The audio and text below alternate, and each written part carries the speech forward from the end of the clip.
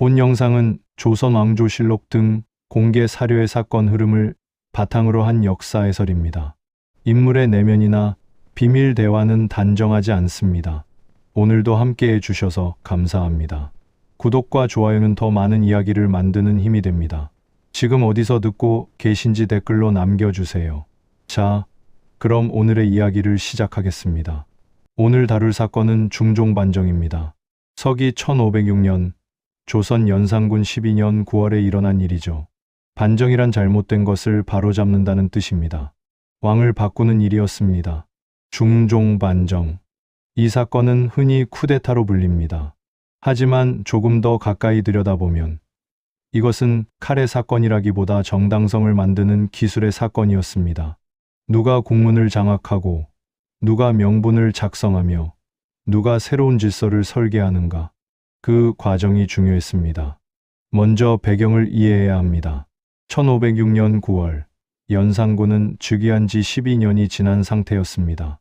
그의 나이 31살. 그리고 그가 다스린 조선은 이미 깊은 상처를 입고 있었습니다. 갑자사화 이후 2년이 흘렀습니다. 무오사화와 갑자사화를 거치며 조정은 완전히 변했습니다. 살인파는 사라졌고 훈구파 원로도 제거되었습니다. 남은 것은 공포와 침묵이었습니다. 신하들은 말하지 않았습니다. 상소는 형식이 되었고 회의는 의례가 되었으며 비판은 사라졌습니다. 왕에게 조언하는 사람이 없었고 왕을 견제하는 장치도 무너졌습니다. 관계망도 붕괴했습니다. 스승과 제자, 동료와 친구, 가문과 가문의 연대. 이 모든 것이 의심의 대상이었습니다.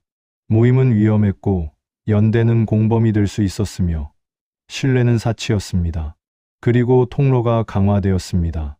통로란 권력이 작동하는 경로입니다. 누가 왕에게 보고하는가, 누가 국문을 통제하는가, 누가 군사를 지휘하는가. 이 통로들이 연산군과 그의 측근들에게 집중되었습니다. 기록에 따르면 연산군은 점점 고립되었다고 전해집니다. 그는 신하들을 믿지 못했고 신하들도 그를 두려워했습니다. 왕과 조정 사이의 거리는 점점 멀어졌고 권력은 점점 좁은 통로로만 흘렀습니다. 연산군의 행동도 변했습니다.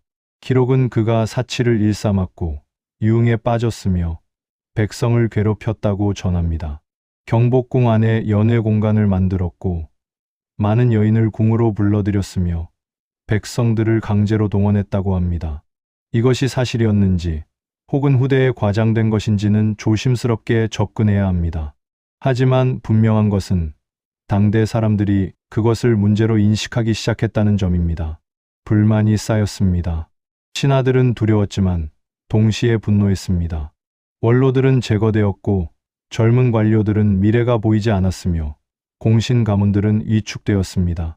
조정 안팎에서 변화를 바라는 목소리가 비록 속삭임으로만 존재했지만 점점 커지고 있었습니다.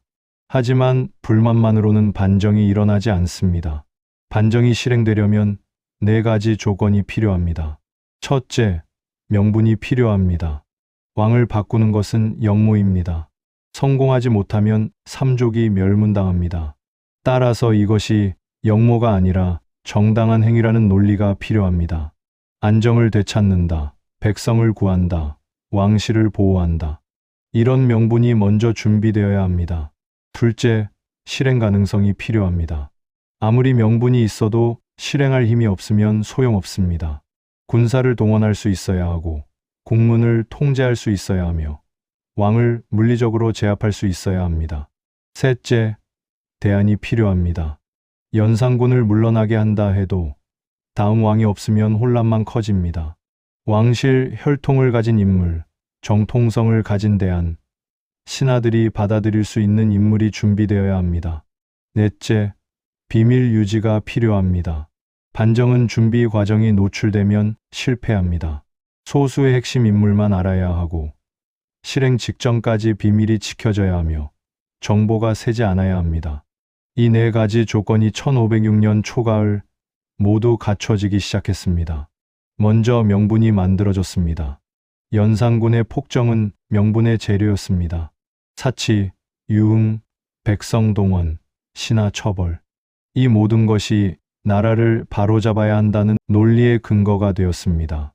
기록에 따르면 일부 신하들이 비밀리에 모이기 시작했다고 전해집니다. 누가 먼저 제안했는지는 명확하지 않습니다. 하지만 점차 뜻을 같이 하는 사람들이 모였고 조심스럽게 계획이 논의되었습니다. 핵심 인물들이 있었습니다. 성희안, 박원종, 유순정, 홍경주. 이들은 각각 역할을 가지고 있었습니다. 박원종은 군사력을 담당할 수 있는 인물이었습니다. 그는 무장 출신이었고 군사를 동원할 수 있는 위치에 있었습니다. 반정에서 가장 중요한 것은 물리력입니다. 박원종이 그 역할을 맡을 수 있었습니다. 성희안은 원로 관료였습니다.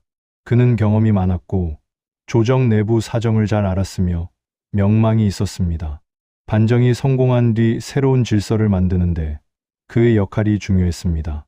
유순정과 홍경주도 비슷한 위치에 있었습니다. 그들은 관료 사회의 중진이었고 인맥을 가지고 있었으며 실무를 처리할 수 있는 능력이 있었습니다. 이들은 모두 연산군 시대를 살아남은 사람들이었습니다.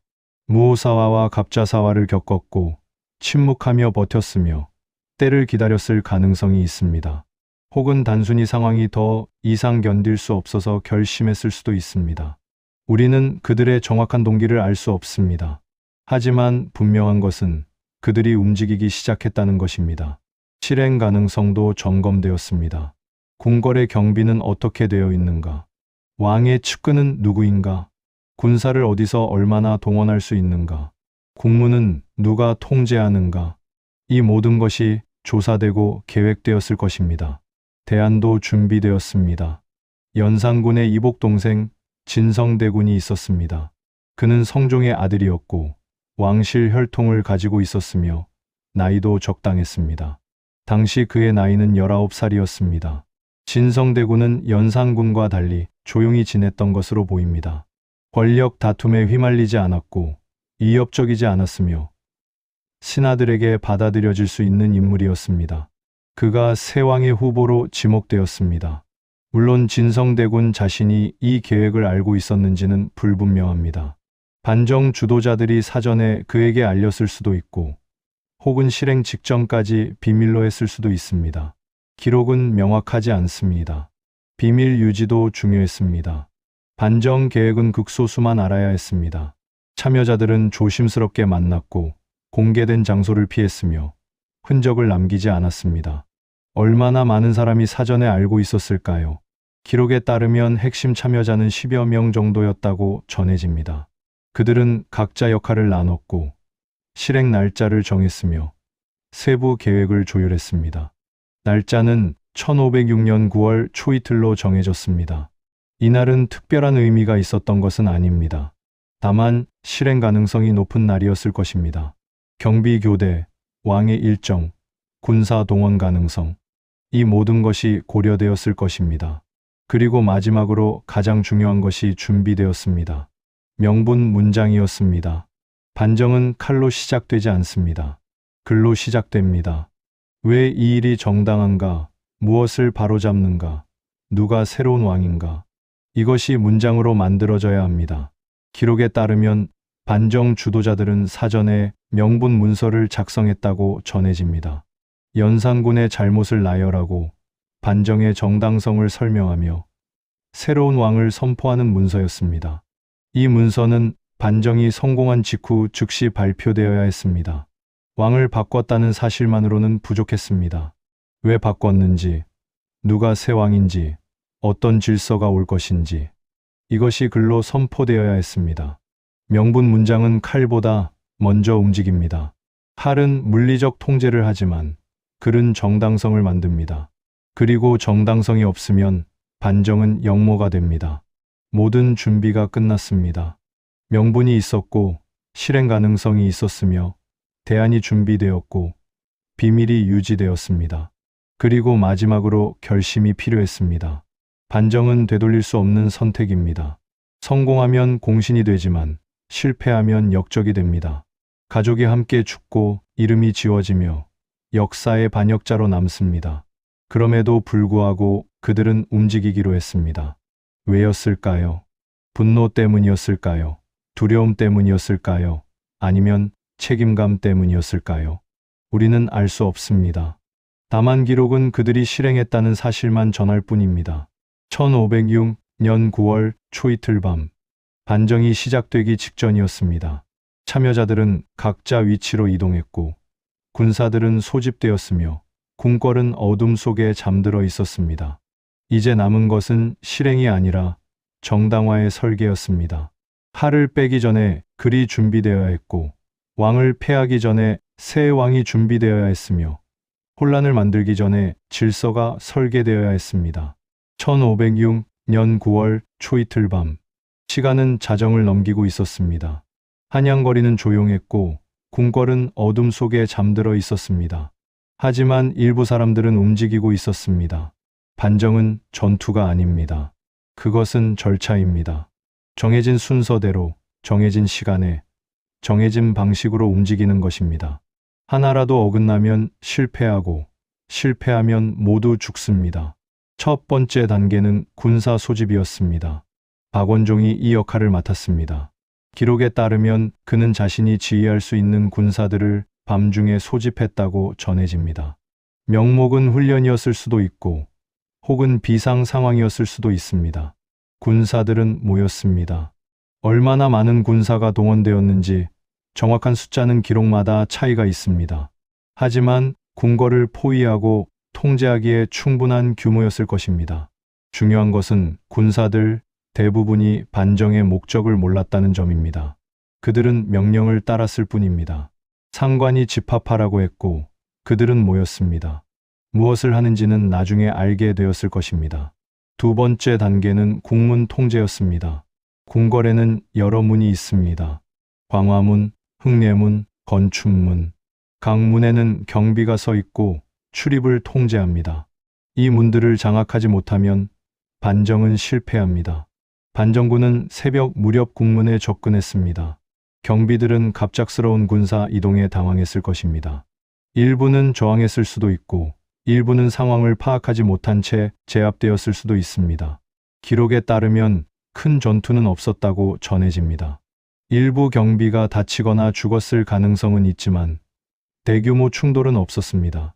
반정군의 숫자가 압도적이었고 경비들은 조직적으로 저항할 수 없었기 때문입니다. 국문이 장악되었습니다. 이제 출입은 통제되었고 안과 밖은 차단되었습니다.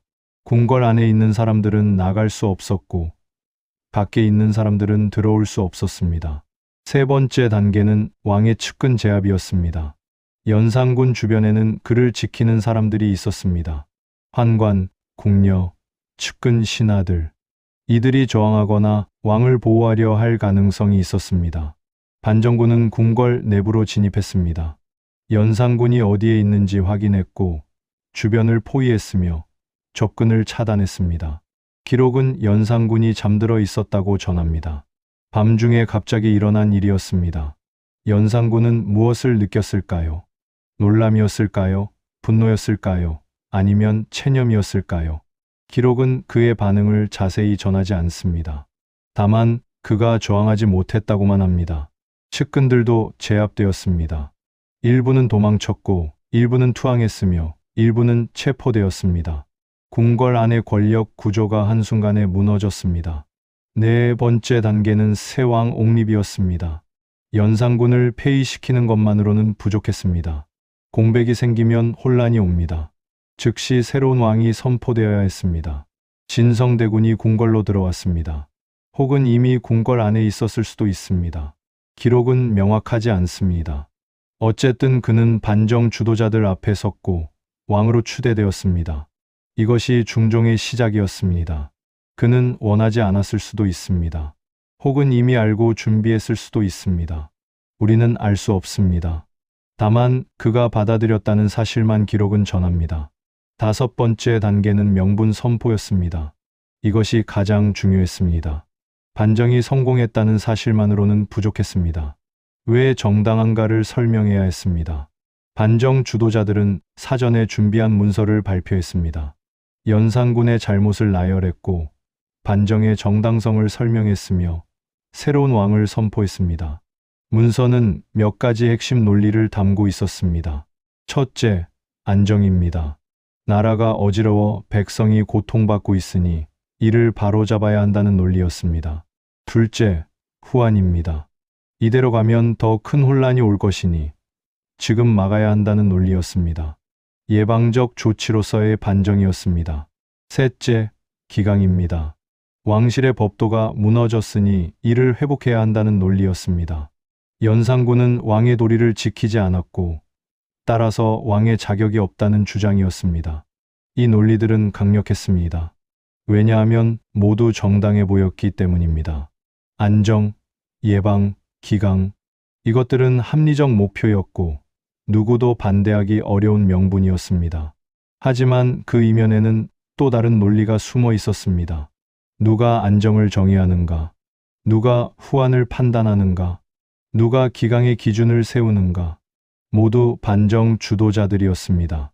명분 문장은 칼보다 먼저 움직였습니다. 반정군이 궁궐을 장악한 것은 물리적 통제였지만 명분 문서가 발표된 것은 정치적 통제였습니다. 물리력은 일시적이지만 정당성은 지속됩니다. 여섯 번째 단계는 연산군 처리였습니다. 폐위된 왕을 어떻게 할 것인가?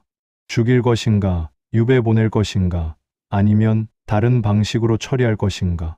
반정 주도자들은 연산군을 죽이지 않기로 했습니다. 기록에 따르면 그를 강화도로 유배 보냈다고 전합니다. 이것은 전략적 선택이었을 가능성이 있습니다. 연산군을 죽이면 명분이 약해집니다. 폭군을 제거했다는 논리는 강하지만 왕을 죽였다는 사실은 부담이 됩니다. 반면 유배는 온건해 보입니다. 목숨은 살려주되 권력은 빼앗는 것입니다. 연산군은 강화도로 갔습니다. 그리고 2달 후 세상을 떠났습니다. 기록은 병으로 죽었다고 전합니다. 하지만 의문은 남습니다. 정말 병이었을까요?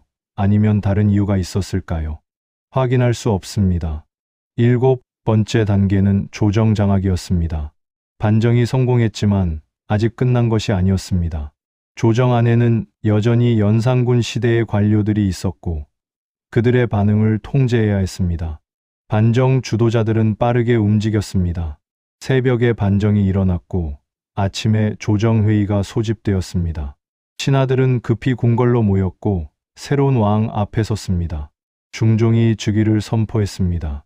반정 주도자들이 그를 보좌했고 명분 문서가 낭독되었으며 신하들은 받아들여야 했습니다. 신하들은 어떤 선택을 할 수 있었을까요? 반대하면 역적이 됩니다.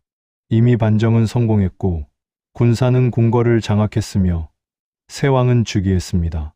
반대는 무의미하고 위험했습니다. 대부분의 신하들은 받아들였습니다. 절을 올렸고 충성을 맹세했으며 새로운 질서를 인정했습니다. 일부는 진심이었을 수도 있고 일부는 어쩔 수 없었을 수도 있습니다. 8번째 단계는 정보 통제였습니다. 반정 소식이 한양 밖으로 퍼지면서 혼란이 생길 가능성이 있었습니다. 지방의 군사가 움직이거나 반대 세력이 저항하거나 민심이 동요할 수 있었습니다. 반정 주도자들은 신속하게 공문을 보냈습니다. 각 지방의 반정의 정당성을 설명하고 새로운 왕을 선포하며 질서 유지를 명령했습니다. 기록에 따르면 큰 저항은 없었다고 전해집니다. 백성들은 어떻게 받아들였을까요? 기록은 다양합니다. 일부는 환영했고 일부는 무관심했으며 일부는 혼란스러워했습니다.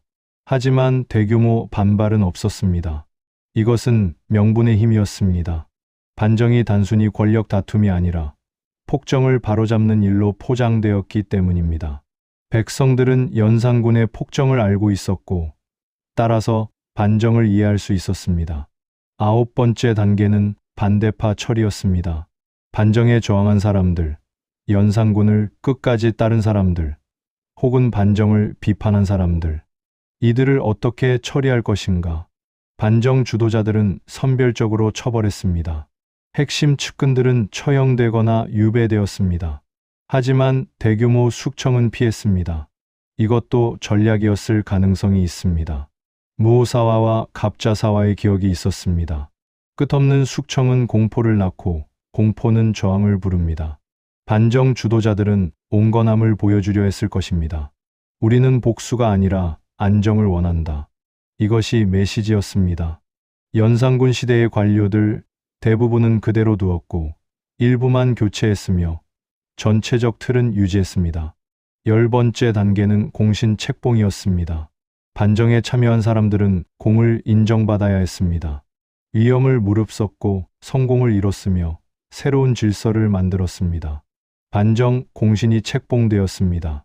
박원종, 성희안, 유순정, 홍경주를 비롯한 핵심 참여자들이 1등 공신이 되었고 그 아래로 2등, 3등 공신들이 정해졌습니다. 기록에 따르면 총 100여 명이 공신에 책봉되었다고 전해집니다. 공신은 특권을 받았습니다. 토지, 노비, 관직, 면세. 하지만 그것만이 아니었습니다. 공신은 권력의 일부가 되었습니다.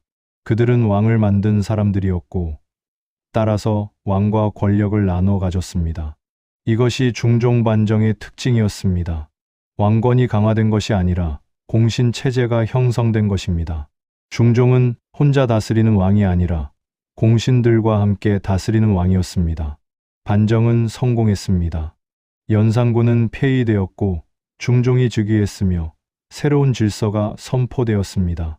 모든 것이 계획대로 진행되었고 큰 저항 없이 끝났습니다. 하지만 이제 진짜 전쟁이 시작되었습니다. 물리적 반정은 하루 만에 끝났지만 정치적 정리는 이제부터였습니다. 누가 권력을 가질 것인가? 어떤 질서를 만들 것인가? 과거를 어떻게 정리할 것인가? 중종 반정이 끝난 뒤 조선은 변했습니다. 표면적으로는 혼란이 수습된 것처럼 보였습니다. 폭정은 끝났고 새로운 왕이 즉위했으며 안정이 찾아온 듯했습니다. 하지만 진짜 변화는 보이지 않는 곳에서 일어나고 있었습니다. 권력 구조가 바뀌었고 정당성의 기준이 새로 만들어졌으며 정치 작동 방식이 달라졌습니다.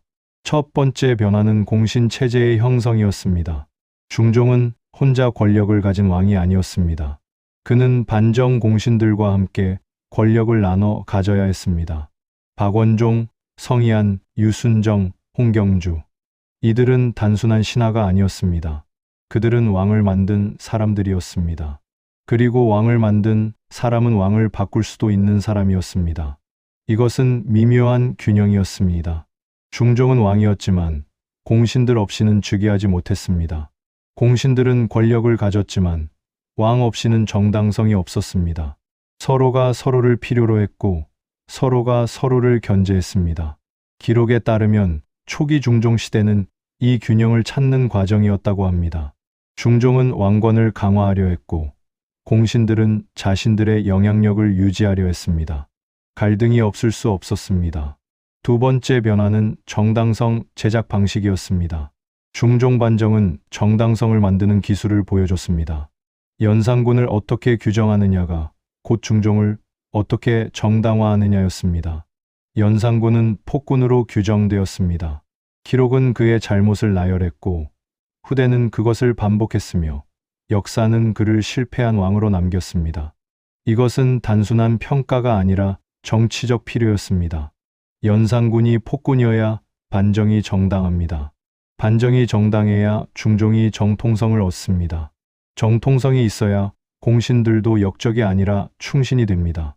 모든 것이 연결되어 있었습니다. 하지만 이것은 위험한 선례이기도 했습니다. 왕을 바꿀 수 있다는 것이 증명되었기 때문입니다. 명분만 있으면, 실력만 있으면, 정당화만 할 수 있으면 왕은 바뀔 수 있습니다. 중종 자신도 이것을 알고 있었을 것입니다. 그는 반정으로 왕이 되었고 따라서 반정으로 물러날 수도 있었습니다. 이 불안은 그의 재위 기간 내내 그림자처럼 따라다녔을 가능성이 있습니다. 세 번째 변화는 인사 재편이었습니다. 반정 이후 조정의 얼굴이 바뀌었습니다. 연산군 시대의 일부 관료들은 물러났고 새로운 인물들이 등용되었습니다. 특히 중요한 것은 살인파의 복귀였습니다. 무오사화와 갑자사화로 사라졌던 살인파가 다시 조정에 들어오기 시작했습니다. 중종과 공신들은 그들을 필요로 했습니다. 왜였을까요? 공신들만으로는 조정을 운영하기 어려웠기 때문입니다. 공신들은 무력과 정치적 연주를 가지고 있었지만 행정 능력과 학문적 명망은 부족했습니다. 살인파는 그 빈자리를 채울 수 있었습니다. 그들은 성리학을 공부했고 언론기관을 운영할 수 있었으며 명분과 원칙을 제시할 수 있었습니다. 중종 정권은 안정성을 얻기 위해 그들을 끌어들였습니다. 하지만 이것은 또 다른 긴장을 만들었습니다. 살인파와 훈구파 공신 포함의 갈등이었습니다.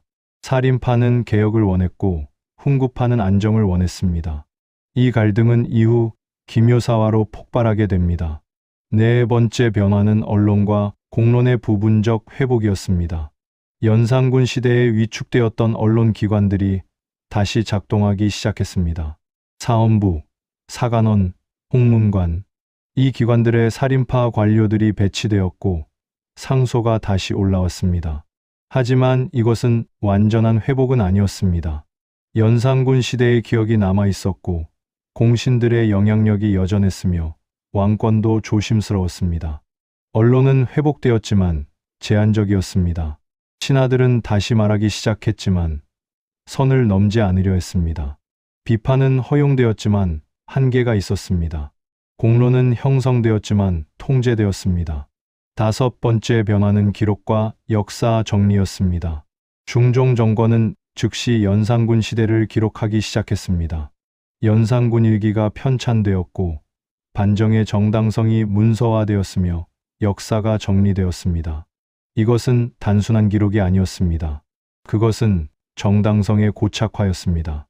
무엇이 잘못이었는지, 왜 반정이 필요했는지, 누가 공을 세웠는지, 모든 것이 글로 고정되었고 후대에 전해졌습니다.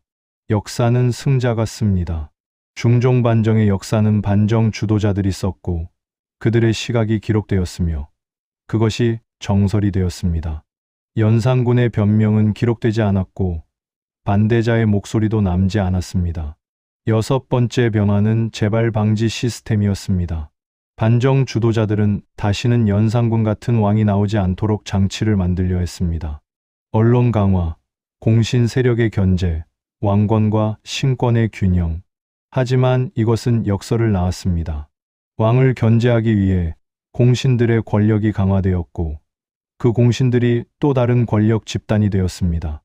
연산군의 독주를 막으려다가 공신들의 독주를 허용한 셈이었습니다.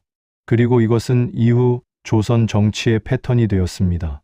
왕권과 신권의 끝없는 줄다리기, 공신과 사림의 갈등, 명분과 실리의 충돌, 중종시대 내내 그리고 그 이후에도 계속되었습니다.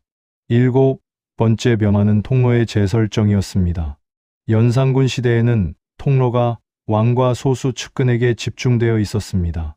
반정 이후에는 통로가 다시 분산되었습니다.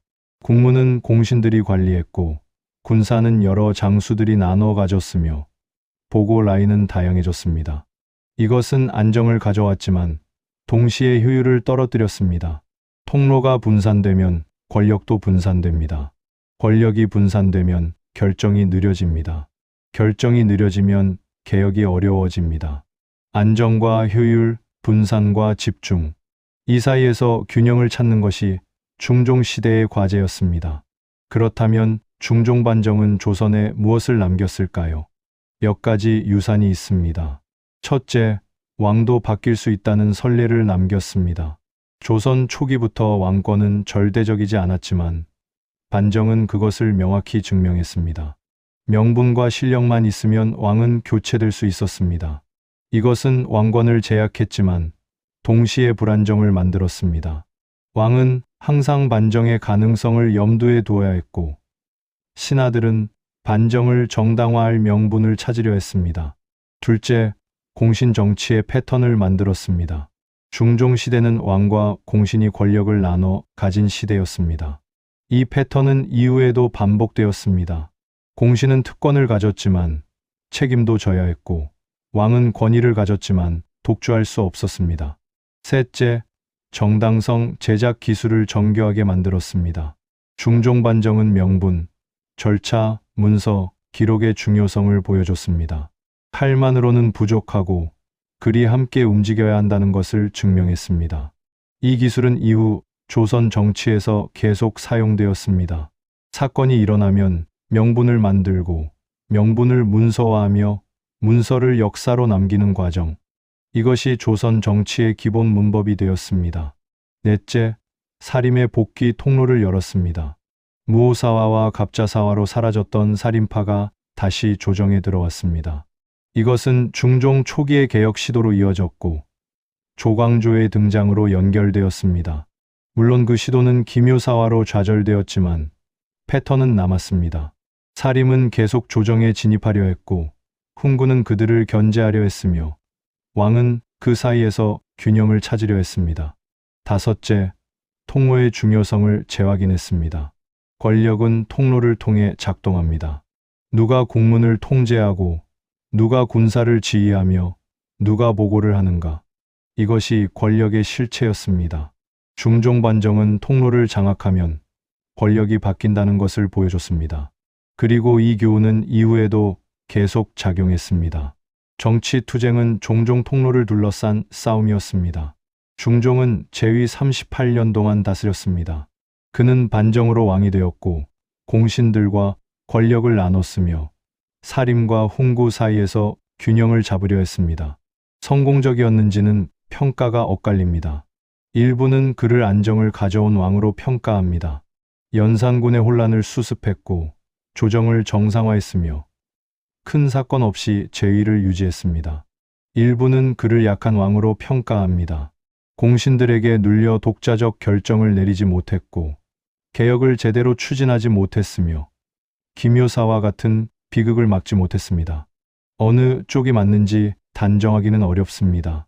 다만 분명한 것은 중종은 자신이 선택해서 왕이 된 것이 아니라 선택받아 왕이 되었다는 점입니다. 그리고 그 조건은 그의 재위 내내 그를 제약했습니다. 중종반정은 520년 전의 사건이지만 그 안에 담긴 구조는 여전히 의미가 있습니다. 권력이 어떻게 움직이는가? 정당성이 어떻게 만들어지는가? 통로가 왜 중요한가? 이 질문들은 시대를 넘어 반복됩니다. 우리는 이 역사에서 무엇을 배울 수 있을까요? 아마도 이것일 겁니다. 권력은 칼로만 유지되지 않는다는 것. 정당성이 없으면 물리력도 오래가지 못한다는 것. 그리고 통로를 장악하는 자가 실제 권력을 가진다는 것. 자, 오늘 이야기를 마무리하겠습니다. 긴 시간 함께해 주셔서 감사합니다. 오늘 이야기가 여러분께 작은 생각거리가 되었기를 바랍니다. 편안한 밤 되세요. 지금 이 순간 여러분이 어디에 계시든 조용히 쉴 수 있는 시간이 되길 바랍니다. 구독과 좋아요, 댓글은 이런 이야기를 계속 만드는 큰 힘이 됩니다. 오늘은 여기까지입니다. 편안한 밤 되세요. 다음 이야기에서 또 만나요.